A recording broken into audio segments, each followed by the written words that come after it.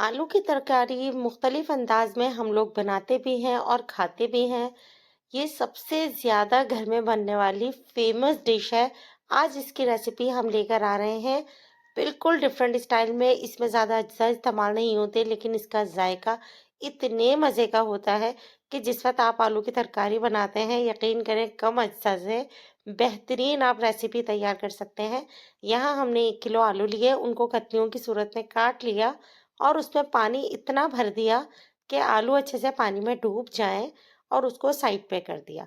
जब तक ये डूबे रहेंगे, काले नहीं पड़ेंगे। रेसिपी पसंद आए तो लाइक कर दीजिएगा, चैनल पर न्यू हो तो सब्सक्राइब भी ज़रूर कीजिएगा। यहाँ हमने एक कढ़ाई ली और उसमें ऑयल 1/4 कप के करीब ऐड कर दिया। सबसे अच्छी बात ये होती है इस रेसिपी में कि इसमें ऑयल भी ज़्यादा इस्तेमाल नहीं होता। यहाँ हमने तकरीबन स्लाइसेस में दरमियाने साइज़ की एक प्याज कट की और इसे ऐड कर दिया। ऐड करने के बाद अब हम इसको इतना पकाएंगे कि प्याज का कलर जो है वो चेंज होना शुरू हो जाए। जब तक प्याज का कलर चेंज नहीं होगा, हम इसमें ज़ीरे के अलावा कोई चीज़ ऐड नहीं करेंगे। ज़ीरा डालकर 1 टीस्पून यहाँ हमने ज़ीरा ऐड किया है। ये डालकर अब हम इसको मुस्तकिल पकाएंगे। जैसे ही प्याज का कलर चेंज होने लगेगा, उसके बाद ही हम यहाँ कुछ ऐड करेंगे। अब यकीन करें इस रेसिपी से बनाएंगे तो आपका जो तरकारी है ना वो बहुत ज़बरदस्त बनेगी। चेंज जैसे ही कलर हुआ है, इसको हमने बहुत ज़्यादा ब्राउन नहीं करना।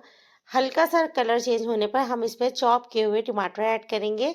1 किलो आलू में तकरीबन मैंने 3 बड़े साइज के टमाटर चॉप किए हैं और ऐड कर दिया।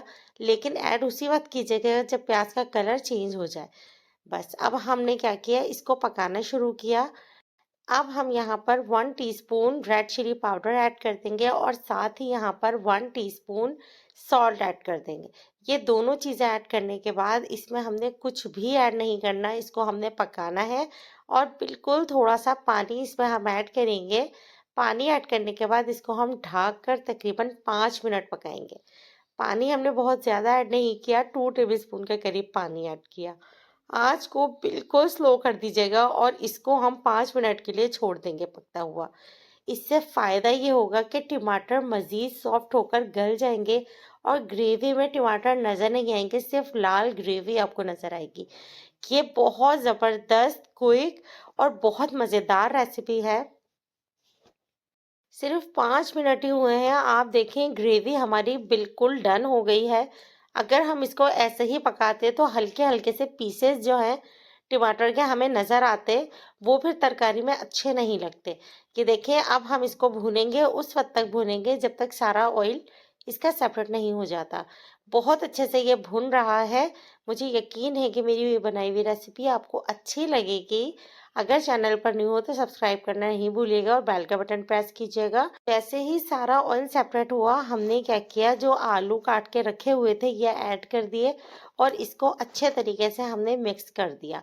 आलू की सबसे इम्पोर्टेंट बात ये होती है कि आप किसी भी शेप में इसको कट कर सकते हैं, स्क्वायर भी कट कर सकते हैं और जो शेप आपको पसंद आ रहा है आप कर लें। लेकिन मैंने ये इस वक्त गोल गोल कट करके डाला है, तरकारी में ये बहुत अच्छा लगता है। इसके अलावा अब हमने क्या किया, इसको भून लिया। भुनाई का काम इसी वक्त ही हम करेंगे, अच्छे से भूने और जब ऑयल सेपरेट हो जाएगा उसके बाद ही हम जो है ना इसमें पानी डालेंगे। उससे पहले आप पानी नहीं डालिएगा। बहुत अच्छे से आलू भूनकर हमने इसमें तकरीबन 1 कप पानी ऐड किया है। पानी आप हसबे ज़रूर डालें। अगर आपको शोरबा गाढ़ा चाहिए तो पानी कम रख लीजिएगा, 1 कप परफेक्ट है। अगर आपको थोड़ा पतला शोरबा चाहिए तो पानी को अपने हिसाब से आप ज़्यादा कर लीजिएगा। थोड़ी सी हरी मिर्च डालकर 5 मिनट के लिए इसको कैप लगा दिया हमने और पकने के लिए छोड़ दिया। तकरीबन 5 मिनट के बाद हम कैप हटाकर आलू चेक करेंगे। अगर हमारे आलू गले हुए हुए तो ठीक है, और अगर नहीं तो हम इसको दोबारा से कैप लगा देंगे। अभी हम चेक कर रहे हैं, इसमें थोड़ा सा पानी है और देखने से लग रहा है कि आलू थोड़े से सख्त होंगे। चेक करके इसको 5 मिनट के लिए मज़ीद हम कैप लगा के रख देंगे और अगर आलू गल गए होंगे तो तेज़ आंच पे इसको भून लेंगे। लेकिन इस वक्त जो है वो तेज़ आंच पे हमें भूनने की ज़रूरत नहीं है, क्योंकि आलू थोड़े से सख्त हैं। पानी इसमें, अब आलू जब गल जाएंगे तो पानी भी सेट हो जाएगा। 5 मिनट के लिए हम दोबारा से चूल्हे पे रख देंगे।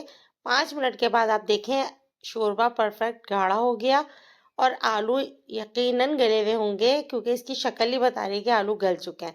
अब हमें इसको भूनने की बिल्कुल भी ज़रूरत नहीं है क्योंकि ऑयल भी इसका सारा ऊपर आ चुका है। एक दफ़ा आलू चेक कर लीजिए ताकि कोई मसला ही ना हो, बिल्कुल गले हुए हैं आलू। अब हमने क्या किया कि इसमें थोड़ा-सा हरा धनिया डाल दिया। हरा धनिया बहुत अच्छा लगता है, इसलिए जितना भी ज़्यादा आप डालेंगे हरा धनिया अच्छा ही लगेगा। बस अब हम डिश आउट करेंगे। ये रेसिपी बहुत ज़बरदस्त बन के तैयार होती है, पूरी के साथ हमने बनाई थी। ये आलू पूरी के साथ बहुत अच्छे लगते हैं, ज़रूर ट्राई कीजिएगा और फीडबैक भी दीजिएगा। लाइक करना और कमेंट करना बिल्कुल भी नहीं भूलिएगा। इंशाल्लाह कल किसी न्यू रेसिपी के साथ आपसे मुलाकात होगी। अपना बहुत ज़्यादा ख्याल रखिए। आप फ्रेंड्स, फैमिली में मेरे चैनल को शेयर करना बिल्कुल भी नहीं भूलिएगा। तो कल मिलेंगे। अल्लाह हाफ़िज़।